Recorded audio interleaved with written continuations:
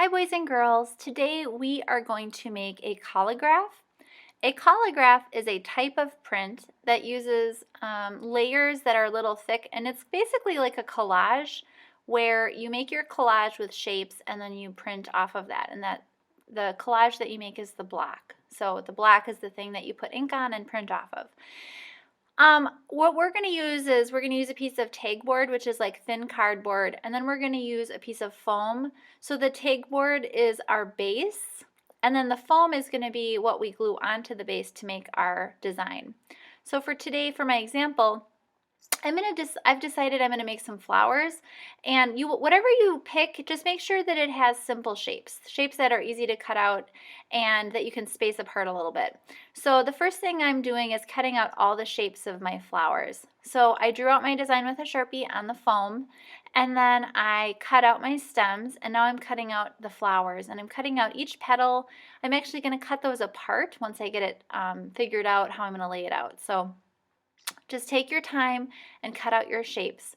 Make sure that they're, a good size that you can see them. If they're too small, they might be a little hard to see, or they might not stick to the cardboard very well, or the tagboard. As you work, try to keep all your scraps because you only get one sheet of foam, so you really don't want to waste any of it. So if you need to use some of it later for smaller details, you have it available. So I'm actually using some of the negative space to cut out the leaves of my flowers.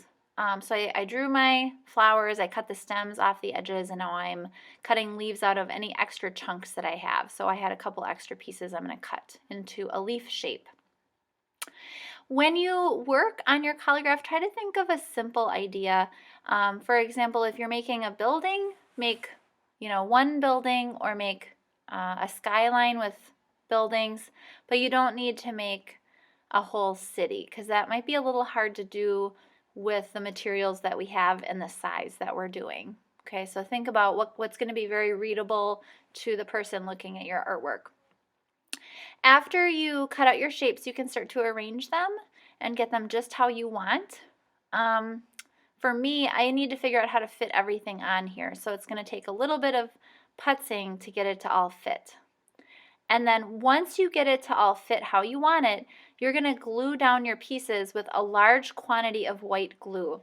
I really, for this particular project, recommend that you use white glue and use a lot of it. So you don't, normally I just say, just a little bit of glue is good, but for this project, you're really not going to see if it oozes out from underneath. You're really not going to see that. So you might as well load it up so that your pieces don't come off the tagboard. The foam does stick pretty well, and it doesn't warp. That's why I like it for collagraphs. Sometimes if you glue tagboard onto tagboard, those pieces warp when they dry, but the foam doesn't, which is why I think it's great. But you might as well just use lots and lots of glue. So I'm just going to glue those pieces down with a lot, and then I'm going to work it all out and make sure it's all how I want it to look. So in just a moment, you'll see me cutting the petals off my flowers, and then when I glue those on, I'm going to space them apart a little bit so you can see a gap between the center of the flower and the petal, because when we print it, you'll see that gap. It'll help show the shape of the flower.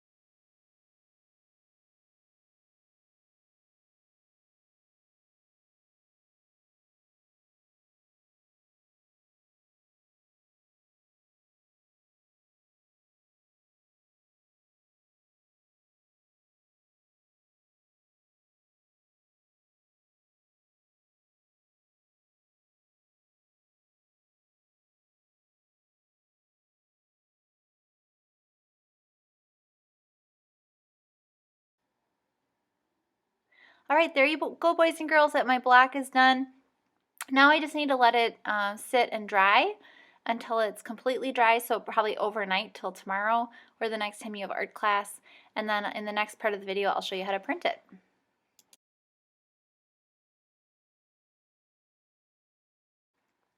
Hello again. Now what I'm going to show you is how to print your Collagraph. So first of all, I've left my black to sit overnight till it's dry, and now I'm taking some ink, which is sort of different from paint. It's very thick and sticky. This is black printing ink, and I'm going to put it onto my tray, and then I'm going to take a brayer, and when you roll your brayer, you want to roll it just in one direction. So on the edge of my tray there, I'm kind of making like a puddle of ink. I don't need to have it all rolled out at the same time because we want a pretty nice even layer. So I'm leaving some of the ink on the edge of the tray and I'm rolling it forward, forward, lifting it up, forward to make sure that it's nice and even. So you can kind of see on the brayer that the layer of ink is nice and even, and it kind of sounds like Velcro. That's how you know that it's pretty close. Once it's nice and even and it sounds like Velcro, I have my black on a piece of manila paper, or you could use newsprint, and it's nice and sturdy. What I'm going to do is I'm going to roll that ink over the whole block, and the cardboard is going to want to soak up some of the ink. So I'm actually going to have to continue to go back and load up my brayer a few more times because one brayer's worth of ink isn't probably going to be enough. So I'm going to roll it over the whole thing several times. And you can press down a little hard on this because the Collagraph, if you want the ink in the background, it doesn't necessarily want to go there unless you press down a little harder. So once you roll it out, you're going to take a piece of paper. I'm going to use white paper, and I'm going to write my name and class code on my paper. I should have done that before I did this probably. And what I'm going to do is, once my name and class code is on there, I'm going to put my paper on top of my black so that my name is showing. So I'm lining it up, putting it on there so my name is showing. And then I'm going to take my printing press. Now this black is too big to fit all at once, so I'm going to print half of it at one time. Just line up one half and press down really hard. And then once I press down really hard, I'm going to turn the black over, or you can just slide it down until the other half is covered, and then press down really hard. Stand up and use both hands and press really hard. And then I'm just going to peel it off. And that is my print. So that's my first print. You can see the flowers, you can see all the shapes that I cut out. So now I'm going to do one more print just to show you the steps again, and then those have to dry overnight. Thanks guys, have fun with this.